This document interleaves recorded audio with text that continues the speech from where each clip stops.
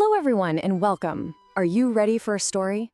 I bet you've heard lots of fairy tales, stories about castles and dragons, and maybe even a story about a little girl in a red cloak who meets a big bad wolf in the woods.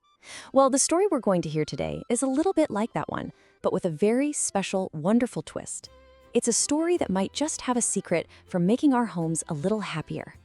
So get cozy, and let's begin the tale of the tidy wolf.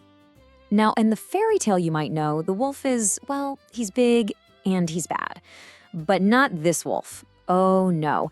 Our wolf is big, but he's not bad at all. He's a big, tidy wolf. And our little girl, well, she's not just sweet and innocent. She's a bundle of wiggles and giggles, a super energetic and sometimes just a little bit messy girl. It's the same forest, but with two very different friends.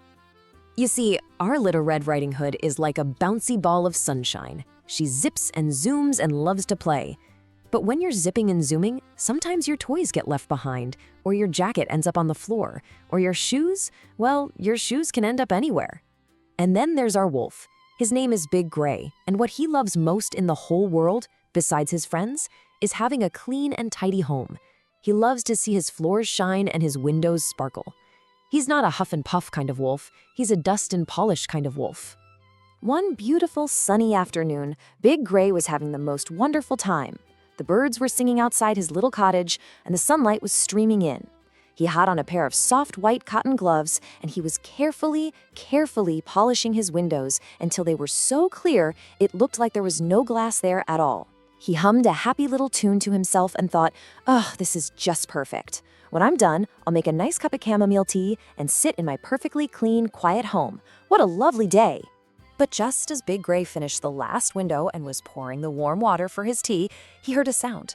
It started far away, a faint thump, thump, thump. Then it got a little louder, thump, thump, thump. It sounded like a little storm was rumbling right towards his front door. And then, before he could even put his teapot down, bang! The door flew right open. And who was it? Of course, it was Little Red Riding Hood, bursting into the room like a little red rocket. "Big Gray! Big Gray!" she shouted, her voice full of excitement. "I'm here! Let's play! I learned a new trick. Wanna see?" And before he could even say hello, she got ready for her grand performance. It was called the Flying Shoe Trick. She took a big breath, kicked her left leg high in the air, and yelled, "Watch out! Here comes my left shoe! Whoosh!" The little red shoe went sailing through the air like a little bird and landed with a thump somewhere in the cottage. Then she giggled, kicked her right leg even higher, and shouted, "And now, the right shoe! To the moon! Swoosh!" And the second shoe went flying off too. Big Gray's teacup rattled on the saucer in his big paws. He caught it just in time and said in a shaky voice, "Oh my, be careful, Little Red. Your shoe almost knocked over my favorite blue vase." But Little Red Riding Hood was already having too much fun to notice. She was sliding across his beautifully polished floor in her socks, giggling away. Big Gray took a deep breath. He saw one little red shoe peeking out from behind his television and the other one lying all by itself near the front door. Now, he could have been grumpy, he could have told her to stop, but he didn't. Instead, he knelt down and in the kindest, gentlest voice you've ever heard, he said, "Oh, my dear Little Red Riding Hood," he started softly, "come look at your two little red shoes. You know, they are supposed to be best friends, aren't they? They love to go on adventures together. But look, one is hiding all alone in that dark corner, and the other is way over here, all by itself." He looked at her with his warm, kind eyes. "Just imagine for a minute," he whispered, "if you were a shoe, all separated from your best friend, wouldn't you feel just a little bit lonely?" Little Red Riding Hood stopped sliding and tilted her head. "Lonely? Silly Big Gray. Shoes can't feel lonely. They don't talk."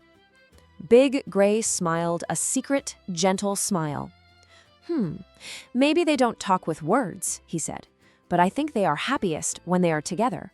When they stand side by side, it's like they're holding hands." She watched as Big Gray padded over to the TV, carefully picked up the first shoe, and placed it right next to its partner by the door. Little Red Riding Hood looked at the two shoes lined up perfectly. She put her hands on her hips and made a little pout. "But Big Gray," she said, When you line them up like that, it looks like they're in timeout. It looks like they're being punished. Big Gray's eyes twinkled. He leaned in close and whispered, "Oh no, my dear, this isn't a punishment at all." Then he stood up tall and announced in a big, grand voice, "This is a shoe train, getting all ready for a very important trip. In fact, I think we should play a game." He cleared his throat, and suddenly his voice changed. He sounded just like a station master at a busy train station. "Ahem! Attention all passengers! This doormat right here is Grand Central Station." He continued in his booming announcer voice. "Every pair of shoes in this house is a very special passenger. Calling all red shoe passengers, your train is now ready for boarding at the station. But be warned, the train cannot leave for its adventure, not until every single passenger is safely aboard." And then, to make it even more real, Big Gray put his big paws up to his mouth and let out a long, loud train whistle. Woo-hoo! Oh, you should have seen Little Red Riding Hood's face. Her eyes got as wide as saucers. A pout? It was gone. A chore? This wasn't a chore. This was a game, an adventure, and she was going to be in charge of the whole thing. She was ready to be the conductor.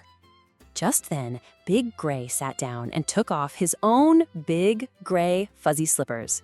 He placed them neatly right behind her two little red shoes. Now it was a real train. It had two little red passenger cars in the front and a big, gray engine car at the back. It looked wonderful. Little Red Riding Hood giggled with delight. She was completely in character now. She stood up straight and tall, cupped her hands around her mouth like a megaphone, and shouted, "Ding dong! Calling the station master! Report! All red shoe passengers are safely back at the station. The train is ready for departure! All aboard!" Big Gray smiled his biggest, warmest smile. "Excellent work, conductor," he praised her. "Now that all the passengers are safely in the station, I think we can go and enjoy some of those strawberry tarts I baked this morning." And just like that, the cottage was tidy and everyone was happy. What Big Gray did was more than just clever. It was a little piece of magic that any of us can use. So what was the real magic that the Tidy Wolf used? It wasn't a magic wand or a special spell. His magic was that he looked at a messy situation and instead of seeing a problem, he saw a chance to play. He didn't say, "Clean up that mess." He said, "Let's start an adventure." Let's think about his wonderful idea. He turned a boring job into the super fun shoe train game. Instead of getting cross, he used his imagination, which made everything feel happy and light.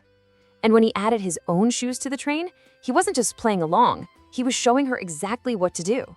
He even used special words like station and passengers to make it feel like a real adventure. It became a game they could play together. And the best part is, this is a game anyone can play. So instead of saying, "Put your shoes away," maybe you could try asking, "Do your shoes feel like hiding under the sofa today? Or do they want to park inside the official shoe station?" You could even see who can get their shoe passengers parked the fastest. So the next time you see a couple of lonely shoes or some toys scattered around, just remember our friend, the big tidy wolf. Remember that maybe, just maybe, you can turn a little bit of a mess into a wonderful connection. And maybe you can check and see if all of your own shoe trains are parked safely in their station tonight.